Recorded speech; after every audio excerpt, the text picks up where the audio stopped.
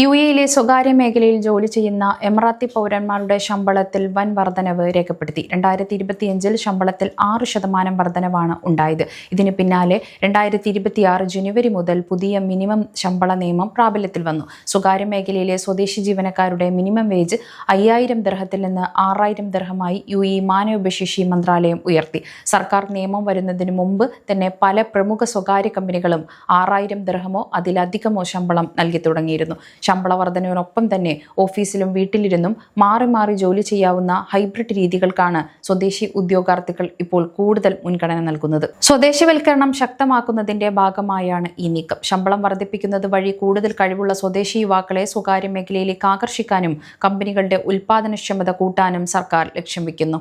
Graduate തലത്തിൽ പോലും UAE പൗരന്മാരുടെ ശമ്പളം ഇതിനകം 6000 ദിർഹത്തിന് മുകളിലാണ്. പ്രതിമാസം ശരാശരി 10,000 മുതൽ 12,000 ദിർഹം വരെ ഇവർക്ക് ലഭിക്കുന്നത്. പുതിയ ക്രമീകരണം കുറഞ്ഞ ശമ്പളം ലഭിക്കുന്നവരെ സംരക്ഷിക്കാനാണ് ലക്ഷ്യം വെക്കുന്നത്.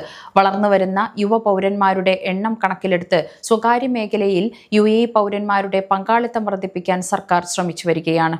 യുഎഇയിലെ ടാലന്റ് വിപണി വികസിപ്പിക്കുന്നതിനനുസരിച്ച് സ്വദേശി പ്രൊഫഷണലുകൾക്കിടയിൽ മുൻഗണനയിൽ വ്യക്തമായ മാറ്റം വന്നിട്ടുണ്ട്. കൈനിറയ ശമ്പളം, ഹൈബ്രിഡ് വർക്ക് മോഡലുകൾ എന്നിവ ഇനി ഓപ്ഷണൽ അല്ല, അവ അത്യാവശ്യമായി മാറിയിരിക്കുന്നു. സ്വകാര്യ സ്ഥാപനങ്ങളിൽ മികച്ച സ്വദേശി പ്രതിഭകൾ എത്തിയിരിക്കുന്നതും അവരെ നിലനിർത്തുന്നതും കേവലം ശമ്പളം മാത്രം പോരെന്നും തൊഴിൽ സാഹചര്യങ്ങളിൽ മാറ്റം വരുത്തണമെന്നും വിദഗ്ധർ ചൂണ്ടിക്കാണിക്കുന്നു. വെറും ശമ്പളത്തിന് പകരം ജോലിയുടെ സ്വഭാവം, കരിയറിലുണ്ടാകുന്ന വളർച്ച, പുതിയ കാര്യങ്ങൾ പഠിക്കാനുള്ള അവസരം എന്നിവയ്ക്കാണ് സ്വദേശികൾ ഇപ്പോൾ മുൻഗണന നൽകുന്നത്.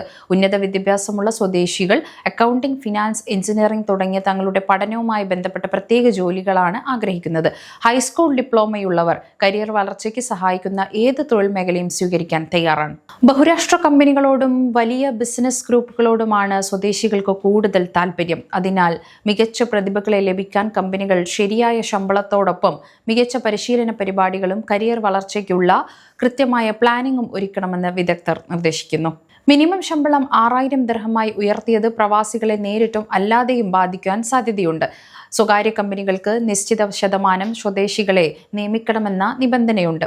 ശമ്പളം വർദ്ധിപ്പിച്ചതോടെ കൂടുതൽ സ്വദേശികൾ സ്വകാര്യ മേഖലയിലേക്ക് വരാൻ താൽപ്പര്യപ്പെടും.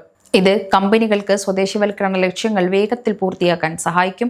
സ്വദേശികളെ നിയമിക്കുന്നത് കമ്പനികൾക്ക് വലിയൊരു തുക ശമ്പളമായി മാറ്റിവെക്കേണ്ടി വരുന്നത് പ്രവാസികളുടെ ശമ്പള വർധനവിനെ ബാധിച്ചേക്കാം. ചെലവ് കുറയ്ക്കുന്നതിന്റെ ഭാഗമായി പല കമ്പനികളും പ്രവാസി ജീവനക്കാരുടെ എണ്ണത്തിൽ പുനർചിന്ത നടത്തുന്നോ അല്ലെങ്കിൽ ഉയർന്ന വൈദഗ്ധ്യമുള്ള പ്രവാസികളെ മാത്രം നിലനിർത്തുന്നതിനോ സാധ്യതയുണ്ട്. ശമ്പള വർധനവ് സ്വദേശികൾക്ക് ഗുണകരമാണെങ്കിലും പ്രവാസികൾക്ക് തൊഴിൽ വിപണിയിൽ കടുത്ത മത്സരമുണ്ടാക്കും. സമയം മലയാളം വാർത്തകൾ ഇനി ടൈംസ് ഓഫ് ഇന്ത്യ സൂപ്പർ ആപ്പിലും. ഇതിനായി പ്ലേ സ്റ്റോറിൽ നിന്നോ ആപ്പ് സ്റ്റോറിൽ നിന്നോ times of India app install ചെയ്യൂ. മലയാളം ഭാഷ തിരഞ്ഞെടുക്കൂ. വാർത്തകൾ ആസ്വദിക്കാം. എല്ലാം ഇനി സമയത്തിൽ.